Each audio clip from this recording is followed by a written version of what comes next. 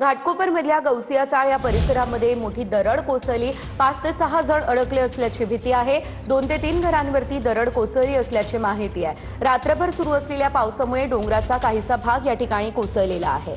तर घाटकोपरमध्ये ही संपूर्ण घटना घडलेली आहे। सध्या 4 जण या ठिकाणी अडकलेले आहेत। 6 जण या ठिकाणी अडकलेले होते आणि या 6 पैकी 2 जणांना बाहेर काढण्यामध्ये यश आलेले आहे। मात्र अद्यापही 4 जण अडकले असल्याची शक्यता आहे। काल रात्री पहाटे 3 वाजताच्या सुमारास या ठिकाणी दरड कोसळून एक 2-3 घरांच्या याच्यावरती दरड कोसळली आणि त्याच्यामध्ये आतापर्यंत 2 मृतदेहांना बाहेर काढण्यात आलेला आहे। आणखीन कदाचित 3-4 व्यक्ती आतमध्ये अडकलेल्या असतील। त्यांच्या सुटकेसाठी पोलीस, BMC, फायर ब्रिगेड आणि NDRFची पथकं आतमध्ये त्यांचं रेस्क्यू ऑपरेशन सुरू आहे आणि काही नागरिकांना जी धोकादायक वाटतात घरं त्यांना BMC आणि पोलीस संयुक्तपणे बाहेर काढून ते सुरक्षित ठिकाणी हटवण्याचं काम करत आहे। परंतु या ठिकाणी काही नोटीस वगैरे बजावण्यात आलेले होते त्याबद्दल मला काही सांगता येणार नाही आता। त्या ढिगाऱ्याखाली 5 ते 6 जण अडकले असल्याचं सांगितलं जात होतं आणि या 6 जणांपैकी 2 जणांना बाहेर काढलं असल्याची माहिती आपल्यापर्यंत पोहोचते। या संदर्भात अधिकची अपडेट घेऊयात। आमचे प्रतिनिधी निखिल चव्हाण यांच्याकडून, ते स्वतः घटनास्थळी उपस्थित आहेत।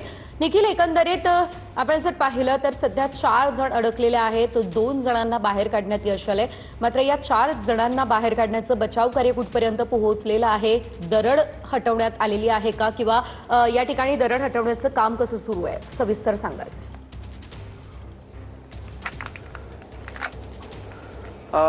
नक्कीच आपण पाहिलं तर या ठिकाणी ही जी संपूर्ण परिस्थिती आहे ती आपल्याला पाहायला मिळते। ज्या ठिकाणी हा डोंगराचा भाग कोसळलेला आहे, आपण त्या ठिकाणी आहे। आपण पाहू शकतो इथून संपूर्णपणे जी दरड आहे ती या ठिकाणी लागूनच आहे आणि या ठिकाणी अशी संपूर्ण नागरी वस्ती आहे। या वस्तीवरती ज्या ठिकाणी ही दरड कोसळल्याची घटना आहे ती घडलेली आहे। कॅमेरामॅन आसिफ आहेत, त्यांना सांगतो की ज्या डावीकडील संपूर्णपणे दृश्य आहेत ती या ठिकाणी दाखवण्यात यावी। अतिशय दाटीवटीचा हा परिसर आहे आणि या ठिकाणी सकाळी 3 ते 4 दरम्यान ही दरड कोसळली। 2 ते 3 घरांवरती दरड कोसळल्याची पोलिसांची माहिती आहे आणि त्या अनुषंगाने सर्व बचाव कार्य आहे ते सध्या सुरू आहे। NDRF जवानांकडून, अग्निशमन दल, पोलिसांकडून हे संपूर्ण बचाव कार्य सुरू असून सध्या 2 लोकांना बाहेर काढण्यात आलेलं आहे। 4 ते 5 लोक अजूनही आतमध्ये अडकले असल्याची माहिती आहे ती या ठिकाणी मिळते। परंतु ही संपूर्ण दृश्य पाहिली तर ह्याच दरडच्या ही संपूर्ण टेकडी आहे, या टेकडीला लागूनच ही संपूर्ण घरं आहेत ती या ठिकाणी लागलेली आहेत आणि या ठिकाणी हा संपूर्णपणे परिसर आहे तो सध्या पोलिसांनी आहे ते थांबवून ठेवलेला आहे। नागरिकांना बाहेर काढण्यात आलेला आहे। सध्या बचाव कार्य आहे ते सध्या सुरू आहे। सजल, अगदीच, तर आपण पाहू शकतोय बचाव कार्य या ठिकाणी सुरू आहे। घाटकोपरच्या गौसिया चाळ परिसरामध्ये ही संपूर्ण दरड कोसळलेली आहे। त्या दरम्यानची आपण ही दृश्य सुद्धा पाहू शकतोय कशा प्रकारे बचाव कार्य या ठिकाणी सुरू आहे। पहाटे 3 ते 4 वाजे दरम्यान ही संपूर्ण घटना घडलेली आहे। अग्निशमन दल असेल, NDRFचं पथक असेल, या ठिकाणी दाखल झालेले आहे। ज्यांचे नागरिक या ठिकाणी अडकले त्यांच्या कुटुंबियांचा आक्रोशही आपण पाहिलेला आहे। त्यांनी नेमकं काय म्हटलं तेही आपण पाहिलेलं आहे। अचानक ही दरड कोसळली, पाऊस सुरू होता आणि त्यामध्ये सध्या तरी 4 ते 5 जण अद्यापही अडकलेले आहेत। डेथ हुआ है, बॉडी अभी हमने राजौड़ी भेज दिया है अभी, और 2 लोग इंजर्ड है जो राजौड़ी में एडमिट है, और लगभग अंदर 5 से 6 लोग अंदर फंसे होने की आशंका है।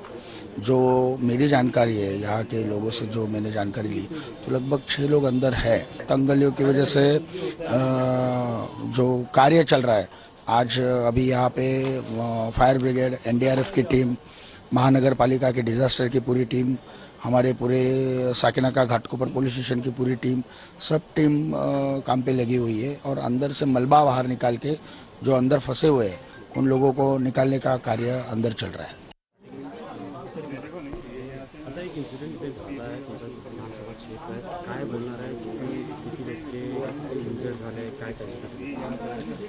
मला अशी माहिती पडली आहे की 2-3 लोकांचा मृतदेह बाहेर काढण्यात आलेला आहे। कमीत कमी इथे अजून 5 ते 6 लोक आतमध्ये आहेत, त्याच्यात लहान मुलंही असू शकतात। परंतु हे किती दिवस चालणार असं? दरवर्षी आता तुम्ही बघताय कंटिन्यू चांदिवली विधानसभेमध्ये लोकांची महानगरपालिकेच्या निष्काळजीपणामुळे मृत्यू होत आहे।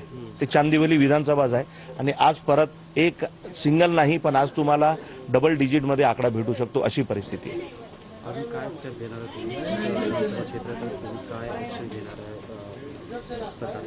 नाही, मी नेहमी एल वॉर्डला सांगतो की हे जे डोंगरावर लोक राहत आहेत, तुम्ही एकतर त्यांना तिकडनं खाली करा.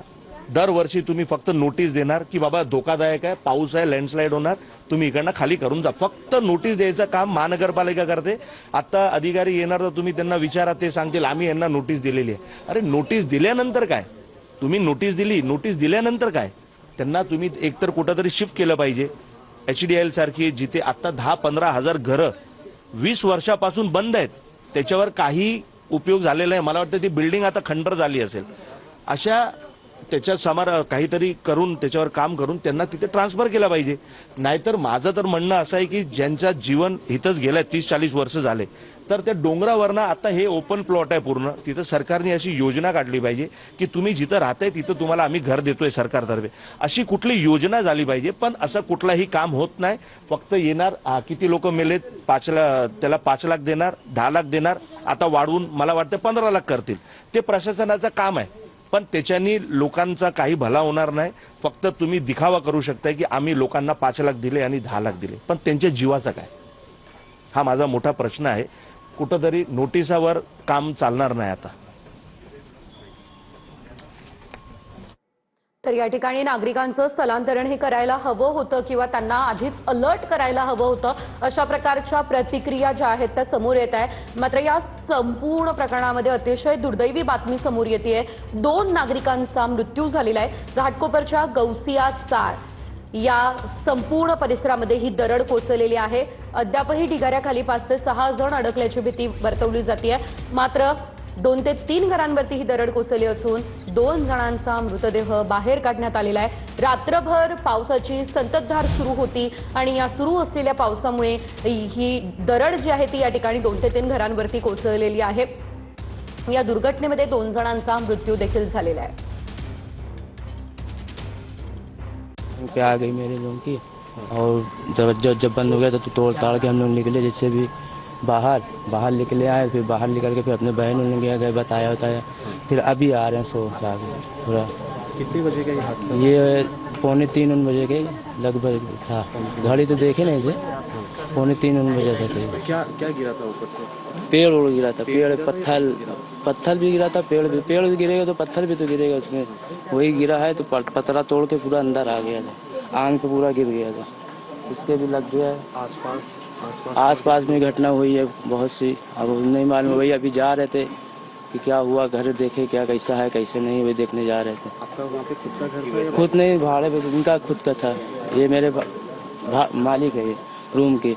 कोई आपका करीबी या रिलेटिव वहाँ पे था उस जगह पर? नहीं करीबी कोई नहीं था, यही थे, हम दोनों सो रहे थे रूम पे और इसकी माँ दूसरे रूम पे थी। तो सर आपका क्या नाम है? थोड़ा आपका समीम खान।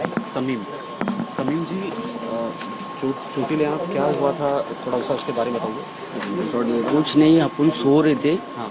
सोते में वो एकदम अचानक आया, गिर गया पूरा। अब इतना नहीं मालूम है, अभी मालूम पड़ेगा, जाग के देखेंगे तो। कितने बजे? रात में हम लोग छोड़ दिए घर 3:30 बजे। तो कितने घर आसपास थे, थोड़ा उसके बारे में बताइए, कितने घर थे उस जगह पर? है 3-4 लोग का नुकसान हुआ है।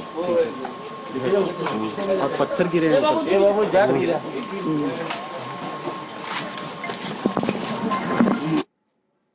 एरिया में अशोकनगर यहाँ पे एक जैसी टेकड़ी है, वो टेकड़ी के नीचे जो घर थे लैंडस्लाइड की वजह से वहाँ पे वो उसके नीचे दब गए। वहाँ पे से अभी तक 2 शव हमने बाहर निकाले, उनको हॉस्पिटल में भेजा है और नीचे 3-4 लोग और होने की आशंका है। फायर ब्रिगेड, BMC और पुलिस यहाँ पे तैनात है रात को 3 बजे से, और स्थानीय लोगों के साथ में मिलकर के यहाँ पे रेस्क्यू ऑपरेशन चालू है। तर एकंदरीत आपण येणाऱ्या या प्रतिक्रिया ऐकलेल्या आहे. शिवाय या घटनेमध्ये 2 जणांचा मृत्यू झालेला आहे. त्या ठिकाणचे स्थानिक आमदार दिलीप लांडे यांनी या संदर्भात संपूर्ण माहिती दिली. थेट जाऊयात आमचे प्रतिनिधी निखिल चव्हाण यांच्याकडे. निखिल, एकंदरीत आपण जर बघितलं तर या संपूर्ण घटनेमध्ये अतिशय दुर्दैवी अपडेट समोर आलेली आहे. 2 जणांचा मृत्यू झाला असल्याचं कळत आहे. सध्याची काय परिस्थिती आहे त्या ठिकाणची?